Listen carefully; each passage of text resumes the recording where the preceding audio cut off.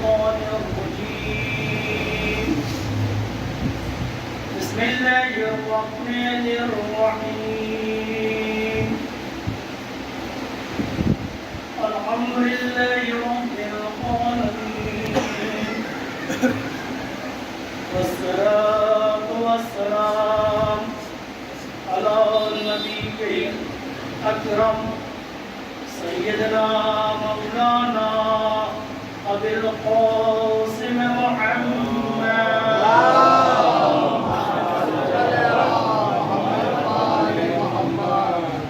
وآل الطيبين الطاهرين المعصومين المنتخبين المنتجبين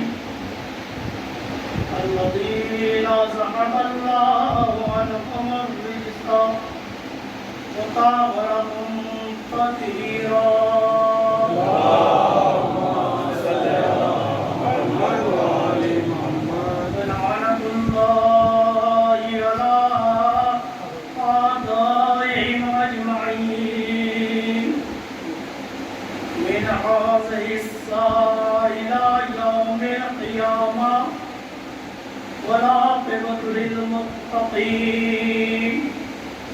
بسم الله الرحمن الرحيم رب اشرح لي صدري ويسر لي أمري واحلل عقدة من لساني يفقهوا قولي أما بعد فقد قال الله تعالى في كتابه المجيد بسم الله الرحمن الرحيم ولقد أرسلنا موسى بآياتنا أن أخرج قومك من الظلمات إلى النور وذكرهم بأيام الله إن في ذلك لآيات لكل صبار شكور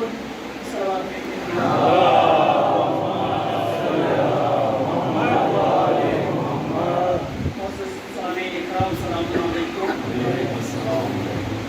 بڑی محترمانہ گزارش ہے جنازے میری خاطر تقریبات میں آنے والوں کے لیے دل کا رفع ہو ادھر بہت زبردست گزارش ہے ادھر آ جائے خاص طور سے نوجوان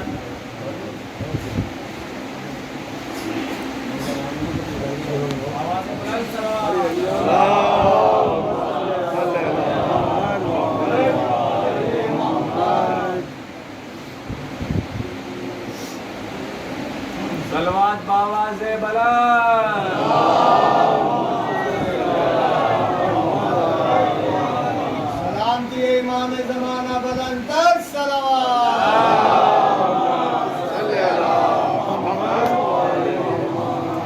ارشاد خالق کائنات رہا ہے کہ ہم نے موسیٰ کو بالتحقیق بلا شبہ ہم نے موسیٰ کو اپنی آیات کے ذریعے اپنی آیات کے ساتھ بھیجا تاکہ موسیٰ اپنی قوم کو ضلالت سے نکالیں اور نور کی طرف لے جائیں وَذَكِّرْهُمْ بِأَيَّامِ اللَّهِ اور جب یہ کام کمپلیٹ ہو جائیں تو آئندہ ہدایت کے لیے اسباب فراہم کر دیں وَذَكِّرْهُمْ بِأَيَّامِ اللَّهِ اللہ کے دنوں کی یاد دلا دیں إِنَّ فِي ذَلِكَ اور ان ایام میں ہر صبر کرنے والے کے لیے شکر کرنے والے کے لیے نشانیاں ہیں علامتیں ہیں یہ قرآن مجید کی سورہ ابراہیم کی 5 نمبر آیت ہے کہ جس میں پروردگار عالم اپنے نبی ہادی کے بھیجنے اور اس کے سلیقہ اور اس کا فلسفہ، اس کا مقصد بیان کر رہا ہے، جس میں سب سے پہلے آغاز وَلَقَدْ أَرْسَلْنَا، ہم نے بھیجا ہے، یعنی بھیجنے کا کام، بنانے کا کام ہمارے ذمہ ہے، ہمارے ذمہ نہیں ہے۔ تمہارا کام بنانا نہیں ہے، تمہارا کام کیا ہے؟ اس کی ماننا ہے، اس کی اطاعت کرنا ہے۔ کیونکہ اگر تم بناؤ گے تو اپنے جیسا بناؤ گے۔ لقد ارسلنا، ہم نے بھیجا ہے، یعنی بھیجنا، بنانا ہمارا کام ہے۔ تمہارا کام کیا ہے؟ جو کام اللہ کا ہے اللہ کرے، جو کام بندوں کا ہے وہ بندے کرے، تو خوبصورت انداز میں ہوگا۔ رہبر بنانا اس کا کام ہے، رہبر کی اطاعت کرنا بندوں کا کام کیا بندوں کا۔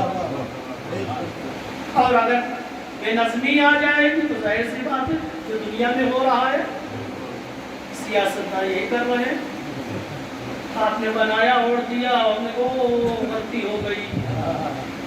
پہلے تو ایسا نہیں تھا، پاور آنے کے بعد خراب ہو گیا، تو ظاہر سی بات ہے جب آپ بنائیں گے تو آپ کی علم محدود ہے، مستقبل آپ جانتے نہیں، حقیقت جانتے نہیں، سامنے دیکھیں گے دھوکہ کھائیں گے، بنا دیں گے۔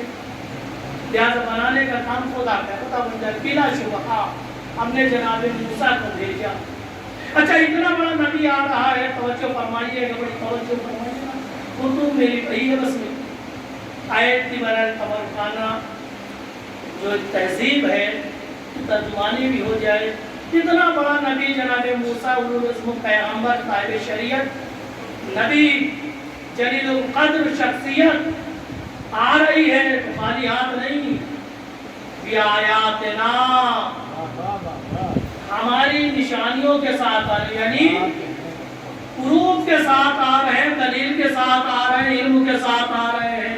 تو مجھے کہنے کی اجازت دیجیے، اتنا بڑا نبی اگر قوم کے درمیان جائے تو علم کے ساتھ جائے، دلیل کے ساتھ جائے، نشانی کے ساتھ جائے، تو مجھ جیسا ناچیز ذاکر خطیب منبر پر آئے تو کتنی بڑی ذمہ داری ہونی چاہیے۔ ایک سلوات بھیجے۔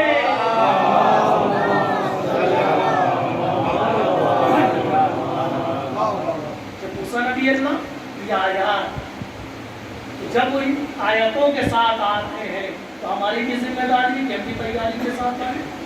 سنت الہی ہے نا کہ جب آپ کو بلایا جائے مجلس پانی مولانا صاحب تو نہ سوچے نہیں ہم نے تیاری ہماری کمپلیٹ ہے، نہیں، کتنے لوگ بیٹھے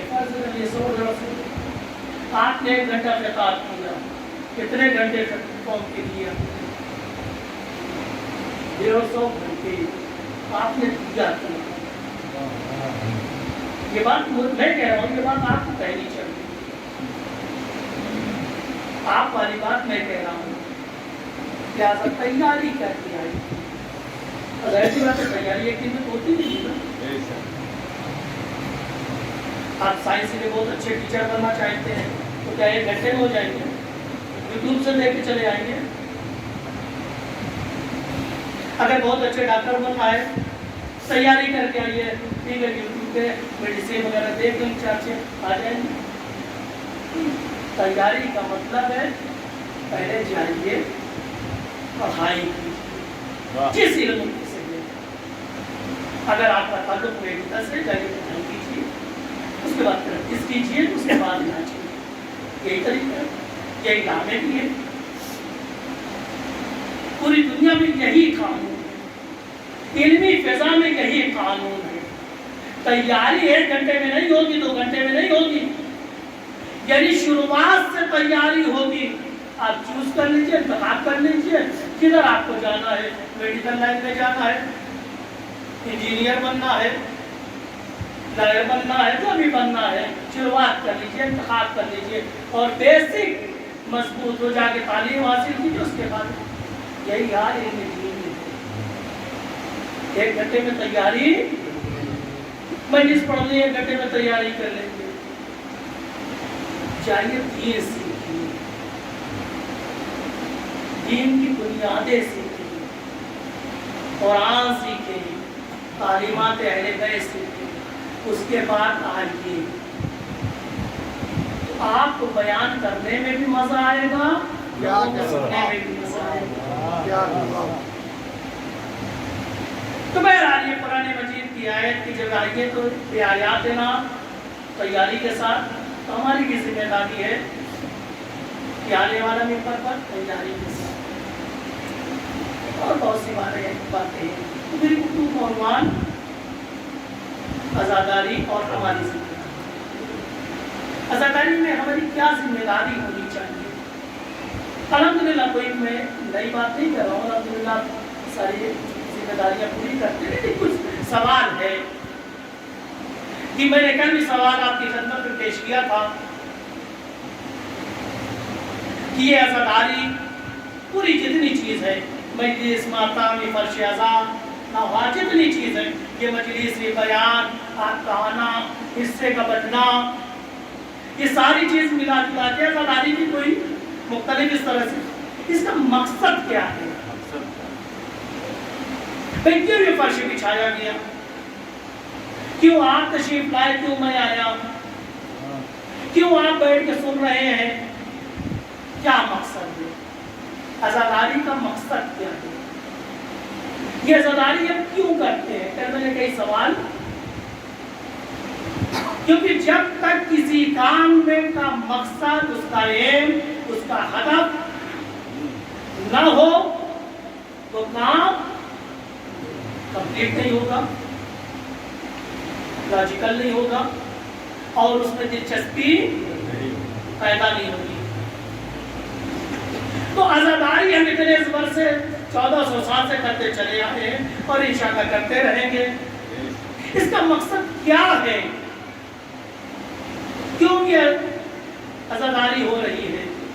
क्यों हम ये ज़हमत कर रहे हैं? क्यों ये एहतमाम कर रहे हैं? आया ये एक रस्म है जो बुजुर्गों ने कायम कर दी है, तो हैरान होता कि उसके बाद आगे ये एक रस्म है जो बुजुर्गों ने कायम कर दी और हम इसे रो रहे हैं। जी सवाल है, बिल्कुल कोई इत्तेफाक करें ना करें, आया ये रस्म है कि जो बुजुर्गों ने कायम कर दी है, हम उसे ढो रहे हैं और अपने बात पर खुद देते। बेटा ये चलता है, तुम्हें भी करना है। तो जाहिर सी बात है, हर एक कहेगा, का नौजवान बच्चे भी कहेंगे कि मौलाना ये रस्म तो नहीं है, रस्म नहीं है।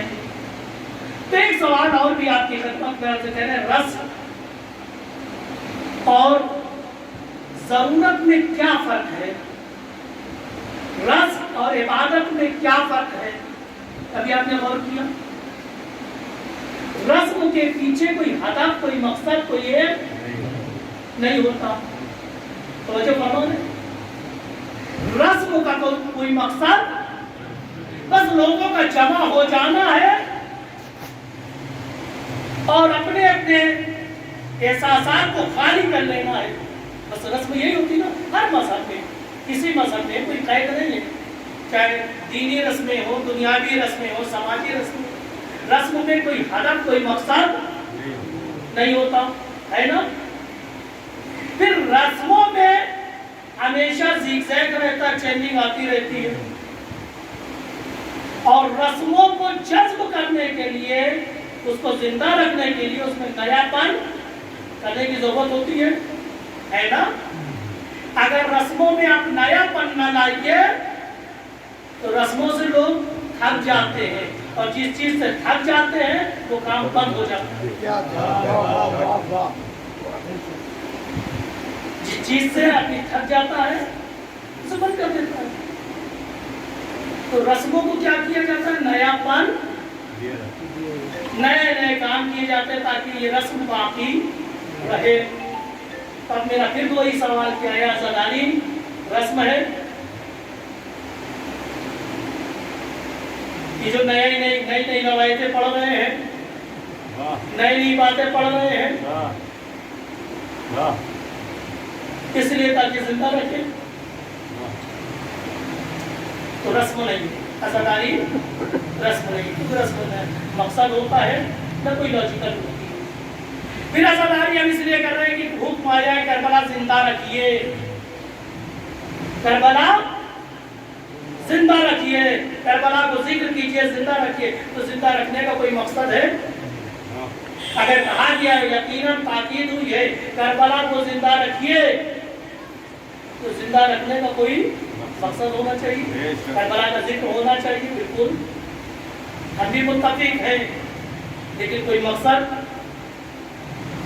और जो मकसद आप बयान करेंगे करबला के जिक्र होने का, जिंदा रहने का, वही अज़ादारी का मकसद है। आइए थोड़ा और आगे चलते हैं, फिर मैंने वही सवाल दोहरा रहा हूं, तो इस पे आप भी सोचिएगा। मुमकिन है कोई साहब कहे मौलाना ये पुरसा, अज़ादारी का मकसद पुरसा है, अज़ादारी का मकसद गिरिया है। इमाम हुसैन पर लोग जमा होते हैं ताकि इमाम हुसैन पे गिरिया कर ले और उनकी दुखियारी माँ फातिमा को पुरसा दे दे। ये भी मकसद है? नहीं, मकसद नहीं। बड़ी तवज्जो फरमाइएगा, घबराइएगा नहीं कि मौलाना अब तक हम यही सुनते चले आए कि पुरसा देना हमारी जिम्मेदारी है, बिल्कुल दीजिए। गिरिया करना इमाम हुसैन पर हमारी जिम्मेदारी है, बिल्कुल गिरिया कीजिए। लेकिन अज़ादारी का मकसद न पुरसा है, तवज्जो फरमाइएगा, न गिरिया है। कल मैंने ये जवाब, छोटा सा जवाब दिया था, और जवाब आज दे दूं कि अगर गिरिया होता मकसद, अगर मकसद पुरसा होता तो ये 1 घंटे की मजलिस न होती। तवज्जो फरमा रहे, ये 1 घंटे की मजलिस न होती, 5 मिनट का मसाइल हो जाता है। सरवात देते जवानों को तवज्जो है ना, कल मैंने यहाँ पर गुफ्तगू की थी कि अगर मकसद अज़ादारी का मकसद पुरसा होता तो 1 घंटे की मजलिस नहीं होती, 5 मिनट के मसाइल हो जाते। बीबी फातिमा को, उनके जब पैगंबर सलाम को उनके लाल का पुरसा दे देते, आप भी चले जाते हैं, भी चले जाते, यही होता ना। यानी मसाइल बयान हो जाता 5 मिनट 10 मिनट, पुरसा मुकम्मल हो जाता, आप भी चले जाते हैं, भी चले जाते हैं। लेकिन ये 1 घंटे की मजलिस होने का मकसद नहीं, इसका फलसफा ये है कि मकसद कुछ और है। तो जो फरमा रहे अज़ादारी का मकसद कुछ और है, पुरसा नहीं है। अज़ादारी का मकसद गिरिया नहीं, कुछ और है। फिर मैं थोड़ा और आगे एक जवाब और दे दूं, पुरसा कभी मकसद नहीं होता, अज़ादारी का मकसद पुरसा नहीं है, इमाम हुसैन पर गिरिया नहीं है। अगर कोई साहब बसीद हो जाए, नहीं साहब मेरी नजर में तो मकसद यही है, तो याद रखिए, अगर आप मकसद बना लेंगे तो बना लीजिए, लेकिन याद रखिएगा पुरसा और गिरिया कभी अपनाइयत की दलील नहीं होती। नहीं, बात अगर मकसद बना ले कि नहीं, अज़ादारी का मकसद ये है कि हम उनके जज को, उनकी वारदा को पुरसा देना चाहते हैं, तो मकसद तो हो सकता है, लेकिन आपका हुसैन इब्ने अली से कोई रिश्ता नहीं होगा, क्योंकि पुरसे में रिश्ते की शर्त नहीं होती, मजहब की शर्त नहीं होती, पुरसे के लिए इंसानियत की शर्त होती है। यानी पुरसा अगर ले ले तो पुरसा तो हो जाएगा, लेकिन आपका इमाम हुसैन से रिश्ता साबित नहीं होगा, क्योंकि पुरसे के लिए रिश्ते की जरूरत नहीं होती। आपके साथ बहुत आप समाज में देखते हैं, आपके मोहल्ले में किसी का इंतकाल हो जाए, سبحان اللہ سبحان آپ اللہ کے خاندان کا نہ ہو، پردے کا نہ ہو، آپ کے مذہب کا نہ ہو، آپ کے دین کا نہ ہو، آپ کی فکر کا نہ ہو، تب بھی آپ جائیں گے پرسہ دینے کے لیے؟ واہ واہ سبحان اللہ تو پتہ چلا پرسہ انسانیت کی دلیل ہے، اپنائیت کی دلیل نہیں ہے۔ واہ واہ سبحان اللہ تو اگر آپ پرسہ دینے بھی آئے تو پرسہ مقصد نہیں ہے، کیوں؟ پرسہ انسانیت کی دلیل ہے۔ اگر انسانیت انسان کی سالم ہے تو اگر کسی کا غم ہو گیا ہے تو پرسہ دینے آئے گا۔ چنانچہ عزائی امام حسین بھی یہی ہوتا ہے، ہر مذہب و ملت کے لوگ آتے ہیں پرسہ دینے کے لیے۔ جو توحید کو بھی نہیں جانتے وہ بھی پرسہ دینے آتے ہیں، جو اہل بیت کو نہیں مانتے وہ بھی پرسہ دینے آتے ہیں۔ لیکن ہر آنے والا حسینی نہیں ہے، حسین کا پرسہ دینے آیا ہے لیکن حسینی نہیں ہے۔ جس طرح آپ اپنے پڑوس میں کوئی حادثہ ہو جائے، کوئی موت ہو جائے، پرسہ دینے جاتے ہیں لیکن آپ ان کے رشتہ دار نہیں ہوتے، تو پرسے سے کبھی رشتہ نہیں ہوتا۔ سبحان اللہ سبحان اللہ پرسہ انسانی دلیل ہے، انسانی تقاضا ہے کہ اگر کہیں موت ہو جائے تو پرسے کے لیے جاؤ۔ تب آپ اگر فرش اعضا پر پرسہ دینے آئے تو یہ نہ سوچ لیجیے گا ہم حسینی ہیں۔ پرسہ تو غیروں کو بھی دیا جاتا ہے۔ اسی طرح گریہ کرنا بھی کسی حادثے پہ، توجہ فرمائیے گا، کسی حادثے پہ گریہ کرنا بھی اپنائیت کی دلیل نہیں ہے۔ آپ ہائی وے پہ چلے جائیے، بہت دردناک حادثہ ہو گیا ہو، ایکسیڈنٹ ہو گیا ہو، کچھ بچے مر گئے ہوں، عورتیں مر گئی ہوں، کچھ نعشیں بکھری ہوئی ہوں، اگر آپ کی انسانیت سالم ہے تو مجھے بتلائیے آنکھوں سے آنسو بہے گا کہ نہیں؟ بہے گا۔ لیکن اگر آپ کی آنکھوں سے آنسو بہ جائے تو اس کا مطلب یہ ہے کہ مرنے والے آپ کے رشتہ دار ہیں؟ نہیں، کیونکہ حادثے اور درد کا تعلق انسانیت سے ہے، جس طرح پرسے کا تعلق انسانیت سے تھا، اسی طرح عشق کا تعلق، غم کا تعلق انسانیت سے ہے، اپنائیت سے نہیں ہے۔ اگر انسانیت سالم ہو، اور یہی سبب ہے جو بھی غم امام حسین سنتا ہے رو دیتا ہے، جس کا تعلق امام حسین سے نہ ہو، توحید سے نہیں ہے، اسلام کو نہیں جانتا، اہل بیت کو بھی نہیں جانتا ٹھیک سے، لیکن جیسے ہی مصائب امام حسین بیان ہوتا ہے اگر اس کی انسانیت سالم ہے تو گریہ کرنے لگتا ہے۔ تو مجھے کہنے کی اجازت دیجیے، پرسے سے بھی اپنا ہونے کی دلیل نہیں، پرسہ اپنے ہونے کی دلیل نہیں ہے، گریہ اپنے ہونے کی دلیل نہیں ہے، لیکن ہاں مجھے بتائیں کہ جو ایکسیڈنٹ ہو گیا ہے، آپ نے دیکھا، آپ دیکھیں گے، اس کے بعد گریہ کریں گے، لیکن جو وارث آئیں گے وہ کیا کریں گے؟ وہ بھی گریہ کریں گے، گریہ آپ بھی کریں گے، وارث بھی گریہ کریں گے، بس ایک فرق ہے، جو آپ غیر لوگ ہوں گے وہ صرف گریہ کریں گے، افسوس ظاہر کریں گے، مظلومیت بیان کریں گے، آگے بڑھ جائیں گے، لیکن جو وارث ہوگا وہ مظلومی بھی بیان کرے گا، گریہ بھی کرے گا، روئے گا بھی، ان کے تکفین کا انتظام بھی کرے گا، ان کے مقصد کو آگے بھی بڑھائے گا۔ بس یہی فرق ہے اپنے اور غیروں میں۔ اگر صرف رو کے چلے گئے تو اس کا مطلب صرف غیر ہے، اپنے نہیں ہے۔ اگر صرف غیر حسین میں آئے اور رو کے چلے گئے تو غیروں کا کام کیا، اپنوں کا نہیں۔ لیکن اگر رونے کے ساتھ ساتھ مقصد حسین کو آگے بڑھایا، ایک سلوات بھیجے،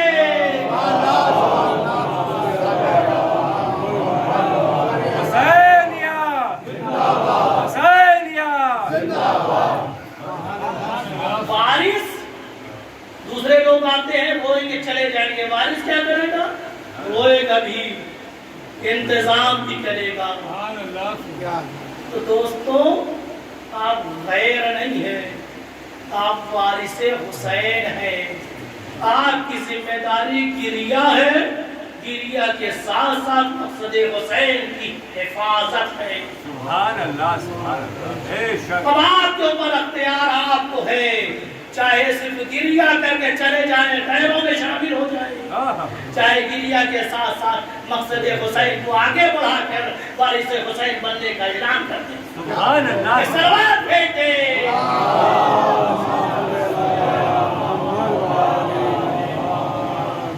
تو فرق محسوس ہوا. بے شک. صرف گریا کرنا اپنے ہونے کی دلیل نہیں ہے کہ اپنا ہے، انسانیت کی دلیل ہے. کوئی بھی سنے گا گریا پرسہ دینا اپنے ہونے کی دلیل نہیں ہے. غیر بھی پرسہ دیتے ہیں. تو اپنے ہونے کی دلیل کیا ہے؟ روتا بھی ہے، پرسہ لیتا بھی ہے، اپنی ذمہ داریوں کو پورا بھی کرتا ہے. بس اداداروں یہی میرا تقاضا آپ لوگوں سے ہے، پرسہ امام حسین کا کیجئے، گریا کیجئے، اپنی ذمہ داریوں کو پورا کریے، کیونکہ آپ وارثین امام حسین علیہ السلام ہیں. سلوات بھیجئے.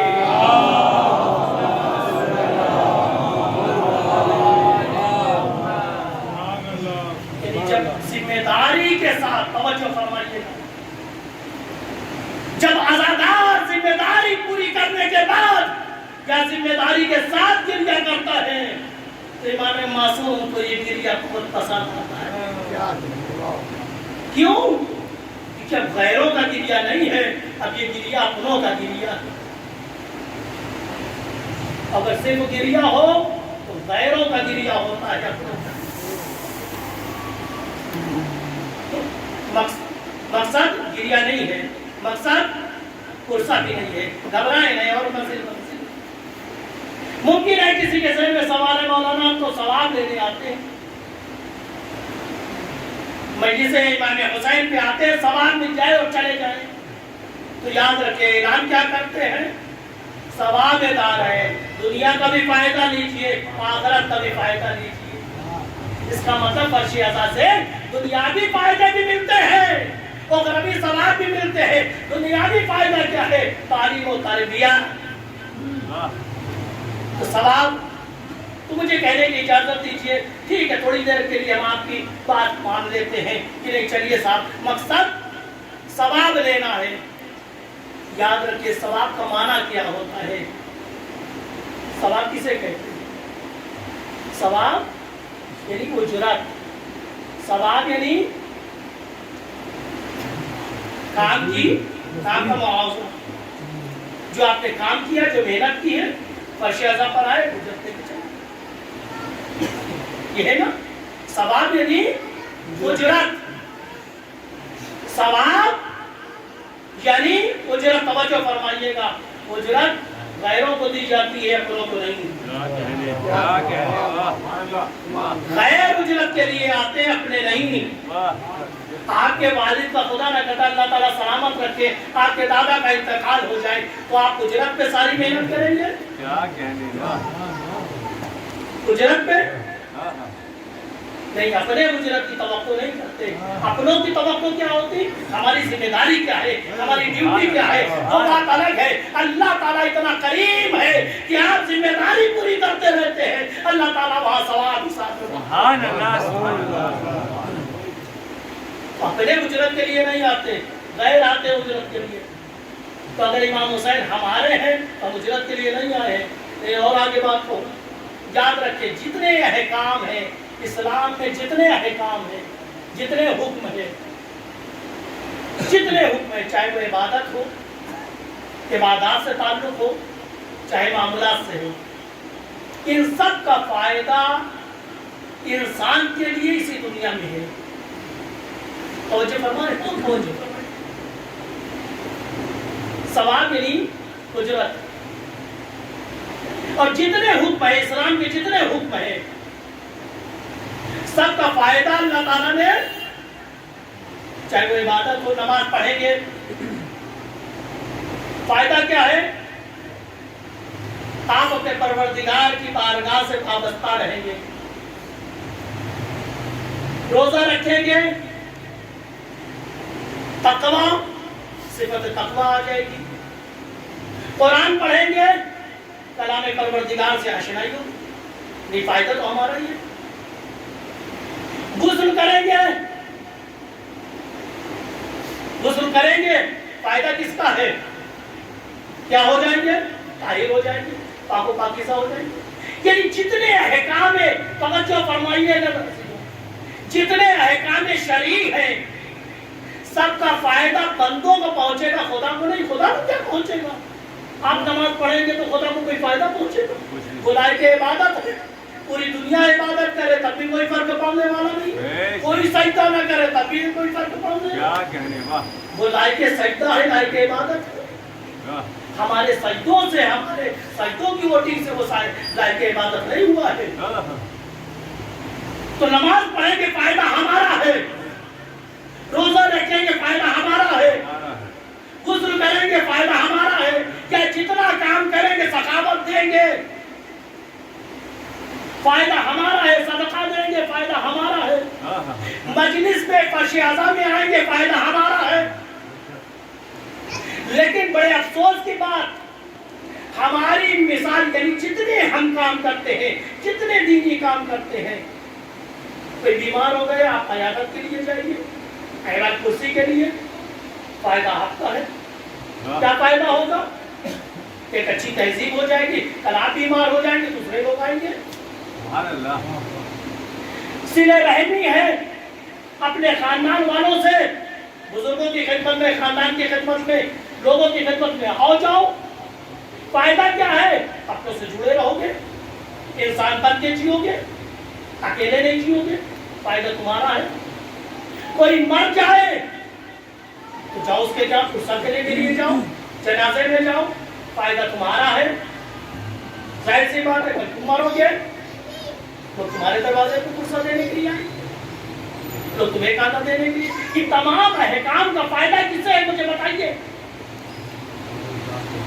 خود انسان کی ذات کے لیے ہے۔ اللہ تعالیٰ نے جتنے حکم دیے ہیں، چاہے وہ واجب ہو، چاہے وہ مستحب ہو، چاہے سنت نبوی ہو، ہر چیز کا فائدہ ہم انسان کے لیے ہے۔ ہر چیز کا فائدہ، بڑی توجہ فرمائیے گا، ہر چیز کا فائدہ کس کو پہنچنے والا ہے؟ انسان کو پہنچے گا۔ لیکن انسان کی بالغی فکر یہ ہے، بالکل بچے جیسا ہے، بالکل بچوں کی طرح ہماری فکر ہے۔ جس طرح بچہ اپنے فائدے اور نقصان کو نہیں سمجھتا، یعنی جتنے حکم ہیں، توجہ فرمائیے گا، جتنے شرعی حکم ہیں، چاہے وہ واجب ہو، چاہے وہ مباح ہو، چاہے وہ مستحب ہو، چاہے حدیث نبوی میں ہو، چاہے سنت نبوی میں ہو، چاہے معاملات ہو، چاہے عبادات ہو، سب کا فائدہ انسان کے لیے ہے۔ انسان کرے گا اسے فائدہ پہنچے گا۔ بہت توجہ ہے نا؟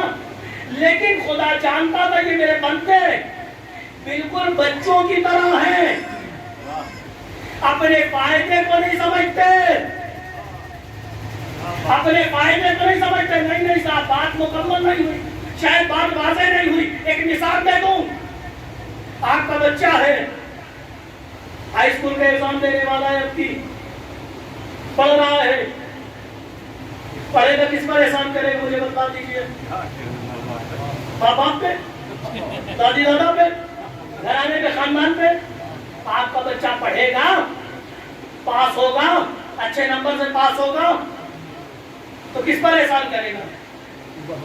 جی صرف اور صرف فائدہ اسی کو پہنچنے والا ہے۔ ہاں ٹھیک ہے، بچہ اچھا نکل جائے گا، ماں باپ کا نام ہوگا، تھوڑی دیر کے لیے عزت مل جائے گی، لیکن اصل فائدہ کسے پہنچنے والا ہے؟ اچھی جاب ملے گی، اچھی سیلری ملے گی۔ آج تو سارا مسئلہ ایجوکیشن کمرشیل ہو گیا، دھندے سے جڑ گیا۔ جو ایجوکیشن، جو تعلیم انسان کی حیات سے جڑی کی، تو تجارت سے جڑ رہا۔ سبحان اللہ، تعلیم حیات کے لیے ہے، دھندے کے لیے نہیں۔ تعلیم دھندے کے لیے جڑ جائے، ڈونیشن لگے گا کہ لگے، بہرحال میں نہیں جانا چاہتا، میرا موضوع تعلیم نہیں ہے۔ لیکن آپ کا بچہ ہے، ہائی اسکول اب کی ایگزام دینا چاہ رہا ہے، فائدہ پڑھے گے نا، اچھے نمبر سے پاس ہوگا، فائدہ کس کا ہے؟ ظاہر سی بات ہے انٹر میں اچھے اسکول میں اچھے کالج میں ایڈمیشن ملے گا. اگر انٹر کر رہا ہے تو آگے فائدہ اس کا ہے, لیکن بے چین کون ہے؟ کیوں؟ کیونکہ ماں باپ کی سرپرستی میں ہے. بے چین سرپرست ہوتا ہے. فائدہ اس کا ہے, بے چین سرپرست ہے. میرے لال پڑھو, میرے لال ذرا محنت کرو, میرے لال باہر کم جاؤ, میرے لال ٹی وی مت دیکھو, کم دیکھو, میرے لال موبائل کم دیکھو. بار بار یہ سرپرست ماں باپ تلقین کرتے جا رہے ہیں. لیکن بیٹا ہے تو بیٹا ہی ہے. کبھی سنتا ہے, کبھی ادھر سے سنتا ہے, ادھر سے نکال دیتا ہے. کبھی تھوڑی دیر کے لیے کتاب کھولی, دیکھا بند, گئے کتاب بند. لیکن یہ کار کیے چونکہ سرپرست ہے, پریشان ہے. آپس میں میاں بیوی نے مشورہ کیا کیا جائے کہ اس میں جذبہ ولولہ بڑھے. کہا کچھ نہیں, ایک لالچ رکھ دو, ایک لالچ رکھ دو. کہا بیٹا موبائل چاہیے, کہا ہاں موبائل چاہیے. کہا دیکھو پڑھو اور اچھے نمبر سے پاس ہو جاؤ, 80% 90% لے آؤ, اچھا موبائل دلا دیں گے. اب یہ لڑکا صبح شام لگ گیا پڑھنے میں. مجھے بتلائیے یہ تبدیلی کیسے آئی؟ پہلے اگر پڑھتا تو فائدہ اسی کا تھا, لیکن بچپنے کی فکر ہے, اپنے فائدے کو نہیں جانتا, اپنے نفع نقصان سے واقف نہیں ہے, کیونکہ بچپنا ہے. لہذا جیسے ہی لالچ رکھ دی کہ اگر یہ کام کمپلیٹ ہو گیا تو تمہیں یہ انعام دیں گے, یعنی یہ ثواب دیں گے. بالکل یہی ہماری کنڈیشن ہے. اللہ نے حکم دیا نماز پڑھو, روزہ رکھو, زکات دو, خمس دو, عیادت کرو, قیادت کرو, لوگوں کے پرسن میں کھاؤ. لیکن یہ ہے کبھی کرتا ہے کبھی نہیں کرتا. لیکن وہ اللہ چونکہ سرپرست ہے, فکر مند ہے, کیسے کرے کہ میرے بندے اپنے ان کاموں کی طرف جائیں جن میں انہی کا فائدہ ہے. لہذا اللہ نے کہا تو صحیح, جس طرح ہم نے اپنے بچے کے لیے ایک لالچ رکھ دی, اگر یہ کرو گے تو یہ ملے گا, یہ کرو گے تو ملے گا. تو خداوند عالم نے بھی کہا تم ایسے نہیں مانو گے, لوگ تمہارے لیے لالچ رکھ دیتے ہیں. نماز پڑھو گے تو اتنا ثواب ملے گا, روزہ رکھو گے اتنا ثواب ملے گا, حج کرو گے اتنا ثواب ملے گا, جبکہ فائدہ خود انسان کا ہے. سلوات بھیجے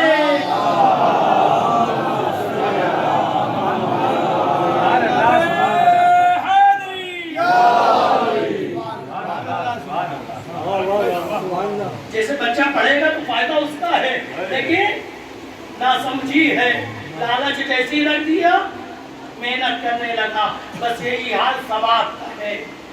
روزے جمعہ غسل کرو گے فائدہ تمہارا ہوگا, طیب و طاہر پاک و پاکیزہ ہو جاؤ گے. لیکن یہ کبھی کرتا تھا نہیں, کبھی نہیں کرتا تھا. خدا نے کہا تو سن اتنا ثواب دیں گے. جیسے ہی ثواب سنا فوراً بھاگ گیا امام. سبحان اللہ, سبحان اللہ. بس یہی دوستو, یہی حال عزاداری کا ہے.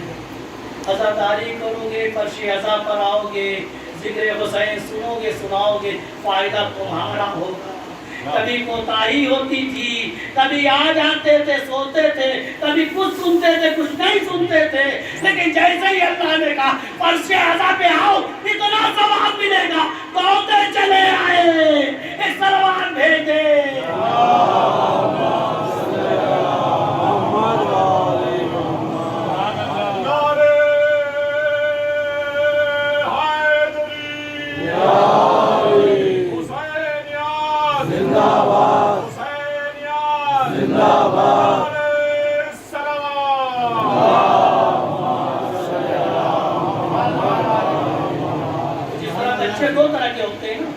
بچے وہ جو اپنا فیوچر وہ سمجھتے ہیں, ان کو کسی لالچ کی ضرورت نہیں ہوتی. اور کچھ بچے ہوتے ہیں اپنے فیوچر کو نہیں سمجھتے, لہذا ان کو لالچ کے ذریعے سے آگے بڑھایا جاتا ہے. اور اسی طرح ہمارے درمیان میں بھی دو طرح کے لوگ ہیں. ایک وہ ہے جو اپنی ضرورتوں کو سمجھتے ہیں کہ فرش عزا سے ہم جائیں گے تو کون کون سی ضرورتیں پوری ہوگی. وہ اپنی ضرورتوں کے تحت آتے ہیں. کچھ ایسے ہیں جو اپنی ضرورت کو نہیں سمجھتے, ثواب کے ذریعے آتے ہیں. تو بس ثواب مقصد نہیں بنا, بہانہ بنا. ثواب مقصد نہیں ہوا, بہانہ بنا. تو ایک بات مجھے کہنے کی اور اجازت دیجیے. ثواب یعنی انعام, ثواب یعنی اجرت. کب ملتی ہے اجرت؟ کب یہ ذمہ داری کی بات؟ آپ ایک مزدور سے کام کراتے ہیں, اجرت طے ہوتی ہے, کب آپ اجرت دیتے ہیں مجھے بتا دیجیے. کام ہونے کے بعد نہیں, صحیح سے ہونے کے بعد. کام کرے اور آپ کی مرضی کے مطابق نہ ہو تو کبھی آپ اجرت نہیں دیں گے. جب کام ہو اور مرضی کے مطابق ہو تو اجرت دیتے ہیں. تو مجھے کہنے کی اجازت دیجیے, اگر عزاداری میں ثواب ہے تب ہے جب عزاداری کی جائے اور مرضی کے مطابق ہو.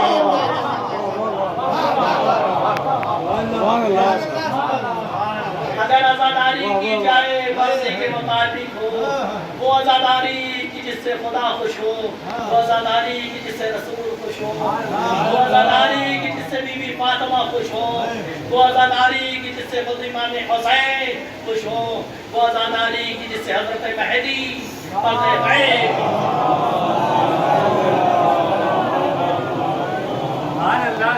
فیصلہ ہمیں کرنا ہے. ثواب تبھی ملے گا جب ہمارا کام ان کی مرضی کے مطابق ہوگا. اگر مرضی کے مطابق نہیں ہوگا تو ثواب کی بھی امید نہیں ہے.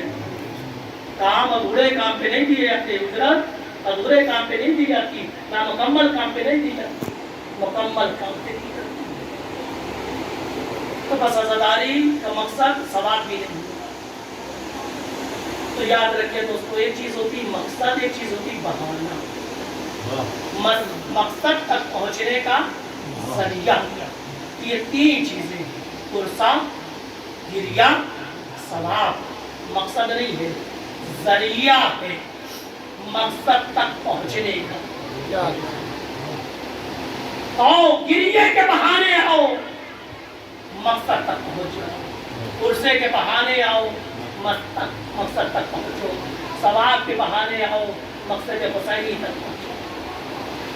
اور کل ایک اشارہ کیا تھا آپ کی خدمت پہ کہ عزیزوں, عزاداری کا وہی مقصد ہے. بڑی توجہ سے سنیے گا جوانوں, عزاداری کا وہی مقصد ہے جو قیام امام حسین کا مقصد ہے. یعنی عزاداری مقصد امام حسین کی حفاظت کے لیے ہے. اگر ہماری عزاداری مقصد امام حسین کو زندہ کر رہی ہے تو اس کا مطلب ہم اپنی ڈیوٹی, اپنی ذمہ داری کو پورا کر رہے ہیں. اور اگر خدا نہ کرتا ہماری عزاداریوں سے مقصد امام حسین کی حفاظت نہیں ہو رہی ہے تو رسم ہو رہی ہے, عزاداری نہیں ہے. رسم اور عزاداری میں یہی فرق ہے. اگر عزاداری ذمہ داری والی ہے اس کا مطلب ہے مقصد حسین کی حفاظت ہو رہی ہے. اگر مقصد امام حسین کی حفاظت نہیں ہو رہی ہے ایک رسم ہے. مقصد امام حسین کیا ہے, توجہ فرمائیے. یعنی جو مقصد امام حسین کا تھا وہی مقصد عزاداری کا ہونا چاہیے, اور جو مقصد امام حسین کا تھا وہی مقصد عزادار کا ہونا چاہیے, حسینیوں کا ہونا چاہیے. یعنی جو مزاج حسینی مزاج تھا وہی عزاداروں کا مزاج ہونا چاہیے. جو مقصد امام حسین کا تھا وہی مقصد عزاداری کا ہونا چاہیے. تو امام حسین کا مقصد کیا تھا, توجہ فرمائیے گا. امام حسین کا مقصد کیا تھا, جو امام حسین کا مقصد تھا وہی مقصد کس کا ہے, عزاداری کا ہے. اگر مقصد پورا ہو رہا ہے تو اس کا مطلب کیا ہے, ہم اپنی ذمہ داریوں کو پورا کرتے ہیں. اگر خدا نہ کرتا مقصد پورا نہیں ہو رہا ہے ہم اپنی ذمہ داریوں میں کوتاہیاں کر رہے ہیں. ایک مقصد دیکھیے, کل میں نے ایک مقصد بیان کیا تھا, آج ایک مقصد, اس کے بعد ہم دیکھیں وہ مقصد ہماری عزاداریوں میں پایا جاتا یا نہیں. اگر ہماری عزاداریوں میں وہ مقصد پایا جا رہا ہے تو ہماری عزاداری امام حسین سے وابستہ ہے، امام حسین سے جڑی ہے۔ اگر امام حسین سے جڑی ہے تو اس کی عظمت اور قیمت کا کوئی اندازہ نہیں لگا سکتا۔ سبحان اللہ، بے شک۔ امام حسین مقام فیضہ پر جہاں پر ان کے لشکر سے ملاقات کی، امام علی مقام نے خطبہ دیا، امام حسین نے خطبہ دیا، اس کے بعد فرماتے ہیں قال جدی رسول اللہ صلی اللہ علیہ وسلم،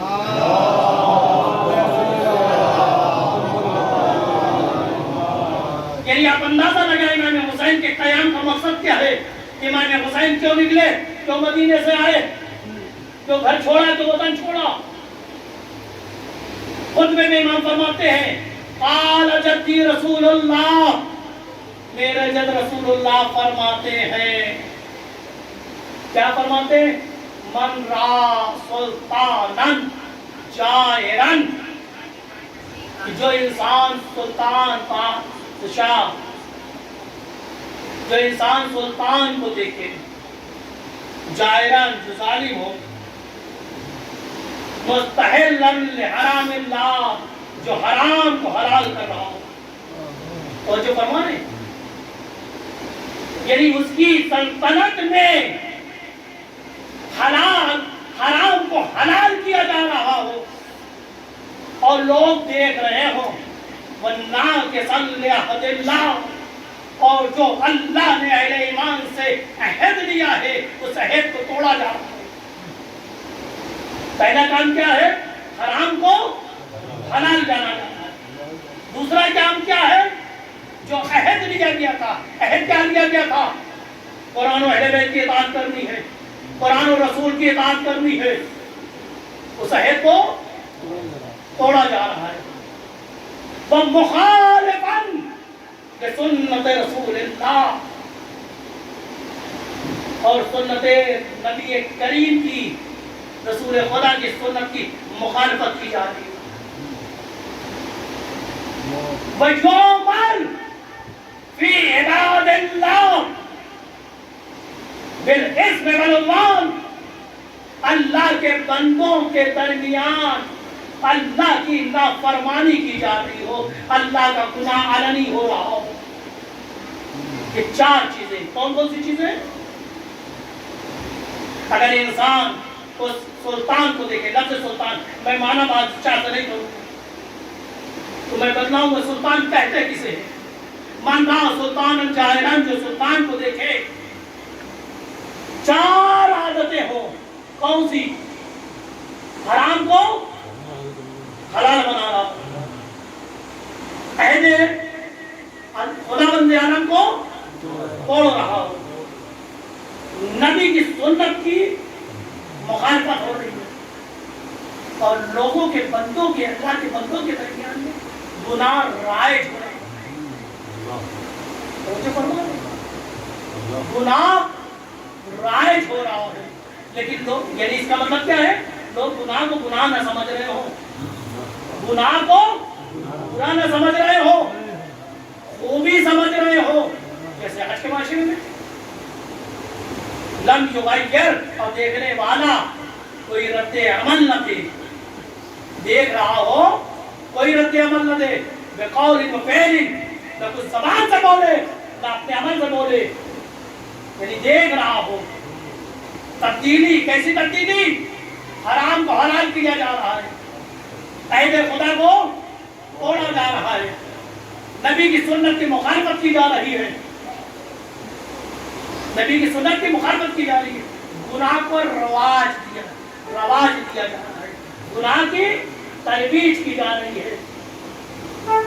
کوئی لم یغیر، دیکھنے والا کچھ نہ بولے، کوئی رد عمل نہ کرے، بقول و فعل، نہ اپنے قول کے ذریعے خبردار کیا ہو رہا ہے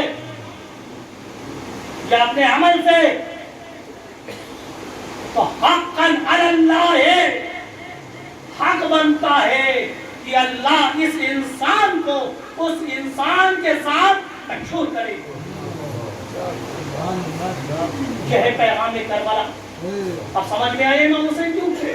سبحان اللہ امام حسین اس فضا میں تھے کہ جہاں پر حرام کو حلال قرار دیا جا رہا تھا، عہد الہی کی توڑا جا رہا تھا، سنت نبوی کی مخالفت کی جا رہی تھی، گناہ کو رائج کیا جا رہا تھا، اور دیکھنے والا دیکھے خاموش رہے، چاہے جتنا بڑا صحابی ہو، چاہے جتنا بڑا نمازی ہو، چاہے جتنا بڑا اہل ایمان ہو، سرور کائنات فرماتے ہیں اس کا انجام، اس دیکھنے والے کا انجام اسی انسان کے ساتھ ہوگا جو حاکم ہو۔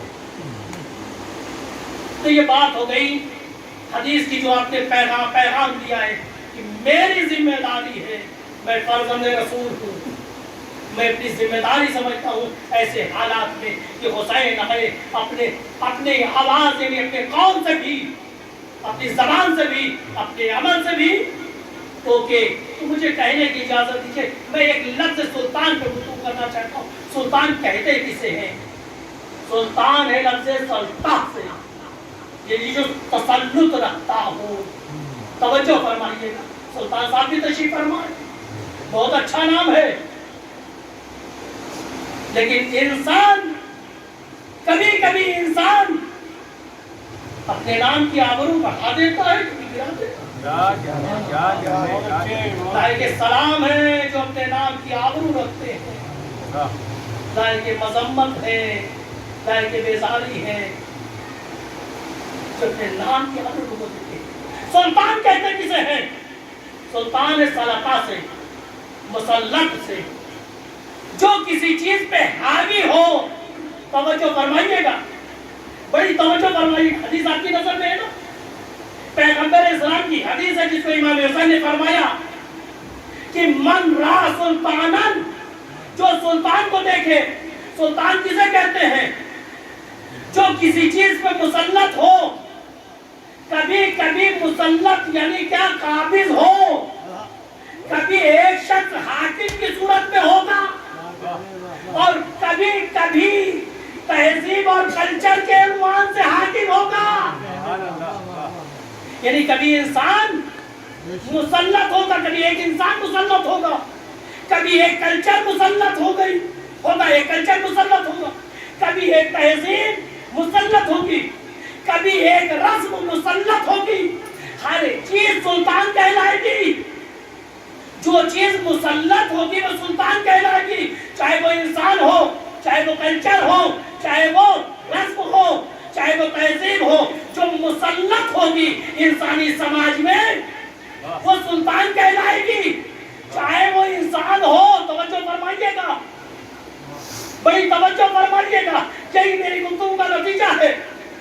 انسانی سماج پہ جو مسلط ہو، اگر انسان مسلط ہے تو وہ سلطان، اگر کوئی تہذیب مسلط ہے تو بھی سلطان، کوئی کلچر مسلط ہے تو بھی سلطان، کوئی رسم مسلط ہے تو بھی سلطان۔ تو مجھے کہنے کی اجازت دیجئے، امام معصوم فرماتے ہیں من رہا سلطان، جس نے سلطان کو دیکھا جو انسانی سماج پہ حاکم ہو، چاہے شخص کی صورت میں ہو، انسان کی صورت میں ہو، کلچر کی صورت میں ہو، تہذیب کی صورت میں ہو، رسومات کی صورت میں ہو، لیکن یاد رکھنا اگر اس سلطان کے دائرے میں یہ چار چیزیں ہو رہی ہو، اس سلطان کے صورت میں چاہے وہ رسم ہی کیوں نہ ہو، اگر یہ چار چیزیں ہیں جہاں پر کیا ہے اللہ کی نافرمانی ہو رہی ہو، حرام کو حلال قرار دیا جا رہا ہو اور خدا کے عہد کو توڑا جا رہا ہو، نبی کی سنت کی پامالی کی جا رہی ہو اور کوئی بول نہ رہا ہو، تو اس کا انجام وہی ہوگا جو سلطان کا ہے۔ تو مجھے کہنے کی اجازت دیجئے، امام حسین کے وقت میں، امام حسین کے زمانے میں ایک وہ سلطان تھا جسے یزید کہتے ہیں، لہذا امام حسین نے قیام یزید کے مقابلے میں کیا اور ایک پیغام دے دیا، دیکھو ممکن ہے تمہارے زمانے میں کوئی ایسا یزید سلطان نہ ہو سکتا ہے تمہارے زمانے میں کوئی تہذیب ایسی ہو، کوئی رسم ایسی حاکم ہو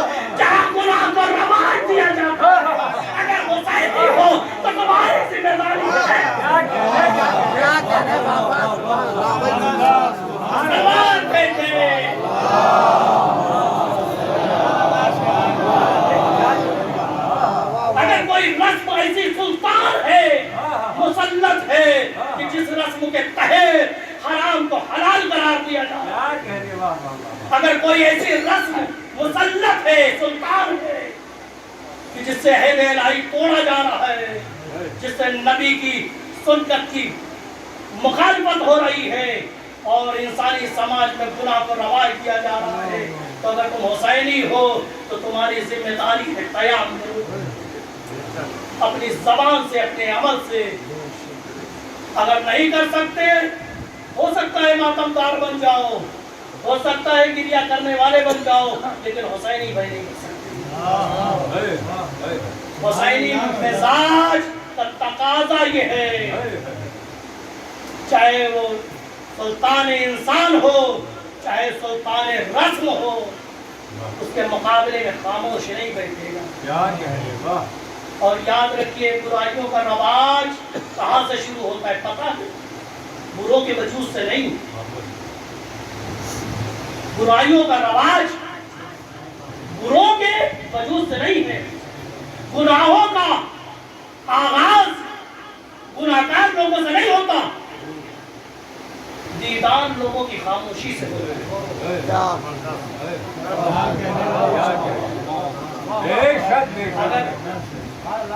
جب یہ دیندار لوگ خاموش رہتے ہیں تو برائی کو رواج ملتا ہے، لیکن اگر دیندار حسینی مزاج ہو تو برائی کو بھی دفنا دیتے ہیں۔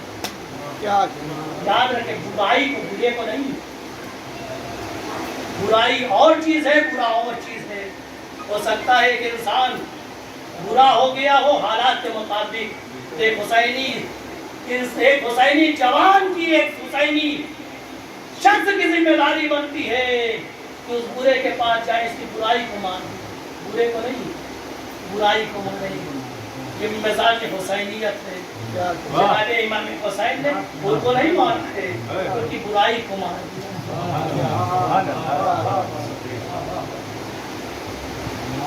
امام حسین نے بتلا دیا، دیکھو، اور یاد رکھیے، ہر سماج میں بڑی ذمہ داری کے ساتھ میں کہہ رہا ہوں، جس سماج میں گندگی پنپے تو سمجھ لیجئے گا دیندار افراد خاموش ہیں،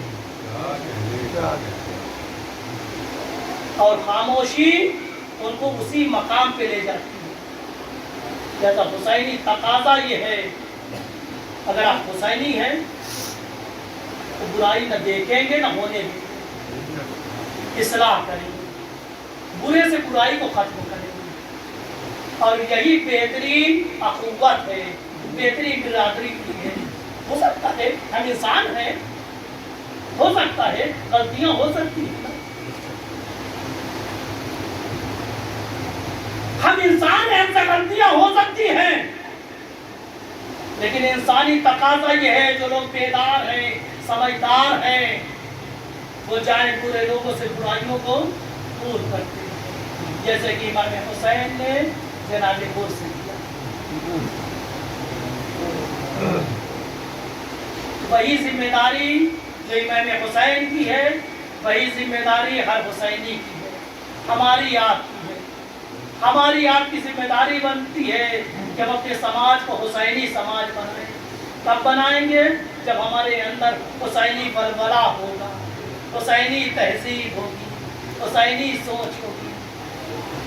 اور یاد رکھیں، یہ کام جوانوں کو کرنا ہے، بزرگ سرپرستی کریں گے، بزرگ تھک چکے ہیں، ریٹائر ہو چکے ہیں، بزرگ یہ کام نہیں کریں گے، بزرگ آپ کی سرپرستی کریں گے، یہ کام جوان کریں گے۔ سماج جن سے غلطیاں ہو گئی انہیں حر بنائیں گے، حر بنانا آپ بتائیں گے۔ ہمارے قوم کی جوان کلمہ گو، اہل توحید، ہو سکتا ہے برے راستے پہ ہوں، تو انہیں حر بنانا ہم حسینیوں کا کام ہے۔ اور یاد رکھیں، جیسے جیسے ہم خدمت کرتے جائیں گے، ویسے ویسے ہمارا مرتبہ امام حسین کی نگاہ میں بڑھتا جائے گا۔ امام حسین دعائیں دیتے جائیں گے۔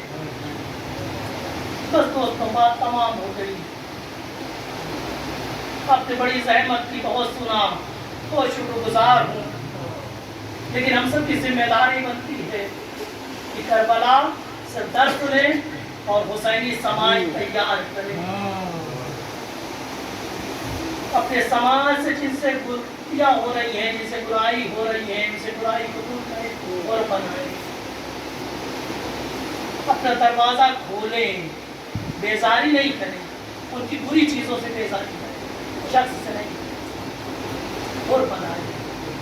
और किसे कहते हैं और किसे कहते हैं जो अपनी बुराइयों पे नादी हो जाए, उसे वो कहते हैं। और हुसैनी तकाज़ा क्या है, इसे सीने से लगा। शब आशूर आई, इतना बड़ा मुजरिम है, छोटा मोटा मुजरिम नहीं है। पूरे वाक़े करबला की का आगाज इन्हीं जनाब हुर पे थी, कोई मामूली मुजरिम नहीं थे। अगर जनाब हुर इधर न आते तो क्या अंजाम होता, आप उससे बेहतर जानते। शब आशूर आई और में बेचैनी है, एक कर्ब है। कभी खैमे में जाते हैं, कभी खैमे के बाहर आते हैं, लेकिन किसी में जरूरत ना हुई जो बढ़ के सवाल करता, सरदार खैरियत, तो बेचैनी का आलम क्या, सबब क्या है? लोगों ने बेटे को बुलाया, कहा कि जाके बाबा से पूछो बेचैनी का सबब क्या है, बड़ा बेताब नजर आ रहा है। बेटा आया, हाथों को जोड़ा, बाबा गुस्ताखी माफ हो, आज जरा परेशान नजर आ रहे हैं। क्या इमाम हुसैन से जंग करना, तवज्जो फरमाइएगा, क्या इमाम हुसैन से जंग करना बहुत सख्त है? क्या कल का मार्का बहुत सख्त है? बाप ने बेटे से पूछा, बेटा कहाँ से आ रहे हो? कहा बाबा जान कल की तैयारी करके आ रहा हूँ, घोड़ों को तैयार करने गया था, सैरात करने गया था। बस इतना सुनना था, बाप ने बेटे का हाथ पकड़ा,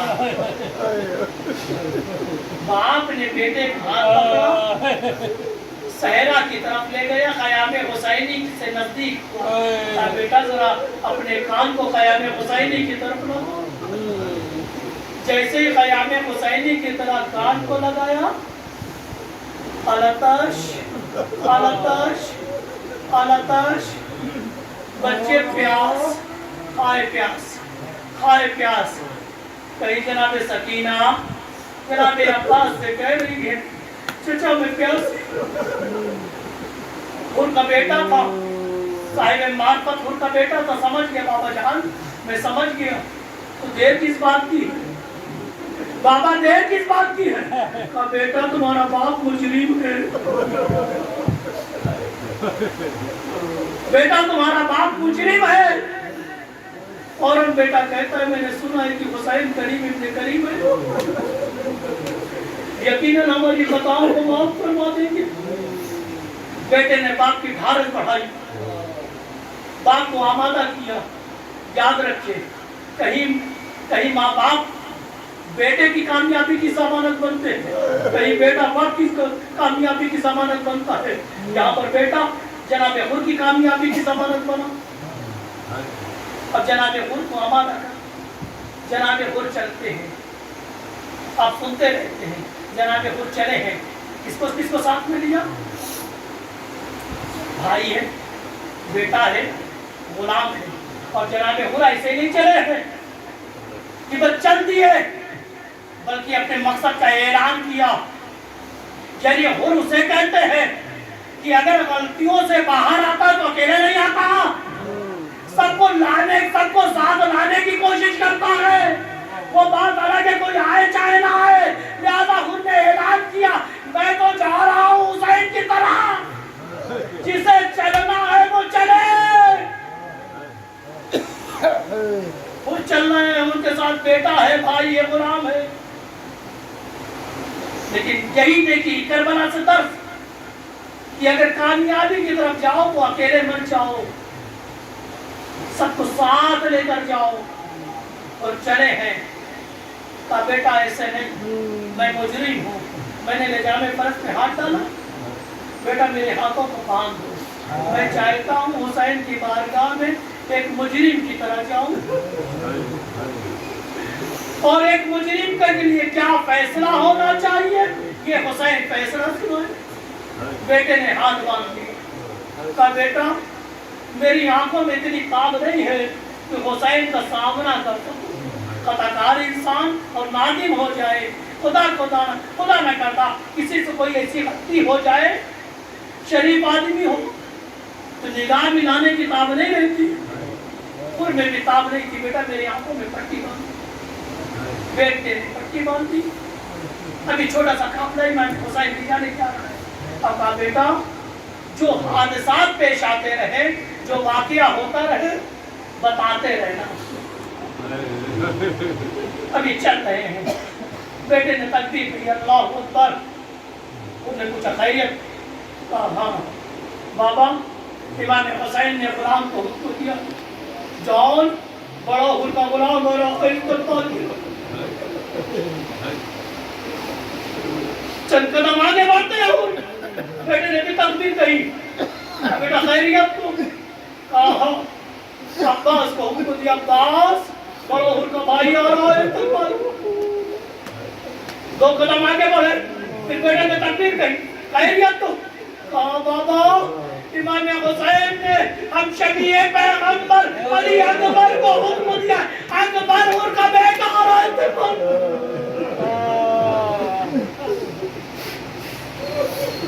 چند قدم آگے بڑھے، پھر بیٹے نے ایک زوردار تکبیر کہی، اللہ اکبر، بیٹا خیریت، کہا حسین، حسین امام حسین خود چلے آ رہے استقبال کے لیے، حضرت اللہ اور امام کی خدمت میں پہنچے، امام نے سینے سے لگایا، ہاتھوں کی ریزمانے کھولی، آنکھوں سے پٹی ہٹائی، کہا تو آیا ہے میرا مہمان بنا ہے، لیکن عزیز حسین عجیب غربت میں ہے، جب کا مقام قادسیہ میں میرا مہمان ہوا تھا، حسین نے آ کے میزبانی ادا کی تھی، تجھے سیراب کیا تھا، لیکن حسین کے پاس آب و دارا نہیں ہے، حسین تیری کیسے میزبانی، حضرت اللہ کریم ابن کریم نے ان کو سینے سے لگایا، کہا تو دنیا میں بھی آزاد ہے، آخرت میں بھی آزاد ہے، ان نے نگاہوں کو جھکا دیا، کہا مولا ایسے نہیں مانوں گا کہ آپ راضی ہو گئے، کہا مولا ایسے نہیں مانوں گا، پھر کیا مولا میں چاہتا ہوں کیونکہ سب سے پہلے مصیبت ساری مصیبتوں کا سبب میں ہوں، میں چاہتا ہوں میرا بیٹا، میرا جوان بیٹا، کیونکہ ایک بات کے لیے بہت سخت منزل ہوتی ہے، ایک بات کے لیے بہت سخت منزل ہوتی ہے کہ اس کا جوان بیٹا اس کے سامنے دنیا سے گزر جائے، میں چاہتا ہوں یہ داغ خود دے کے مولا میرے بیٹے کو مقتل کی اجازت دیجئے، امام نے جذبہ دیکھا، ان کے بیٹے کو مقتل کی اجازت دی، ان کا بیٹا مقتل میں آیا، چاروں طرف سے شام کے لشکر نے کھیل لیا، کہا دیکھو جانے نہ پائے یہ باغی کا بیٹا ہے، شور اٹھنے لگا، جانے نہ پائے یہ باغی کا بیٹا ہے، لیکن ان کا بیٹا تھا، ایک منزل تک جہاد کرتا رہا، قتال کرتا رہا، ایک منزل وہ آئی جب گھوڑے پر ٹھہرا نہ گیا، سین سے زمین پر گرا، آواز دی بابا بیٹے کا آخری سلام دو، وہ چاہتے ہیں جوان بیٹے کے جنازے پر جائے، امام نے پکڑ لیا بازو، ارے وہ کیا ہو رہا ہے، جوان کی میت ہے، کئی باپ اٹھاتا ہے، میں کہوں گا مولا ابھی تھوڑی دیر کے بعد مقتل سے علی اکبر آواز دے کے کیا بتی السلام، بابا میرا سلام دے، نہ عباس ہوں گے نہ قاسم ہوں گے، حسین ہوں گے، حسین کی تنہائی ہوگی، ٹوٹی ہوئی کمر ہوگی، زبان پہ مرثیہ ہوگا، بیٹا تمہارے بعد میری زندگی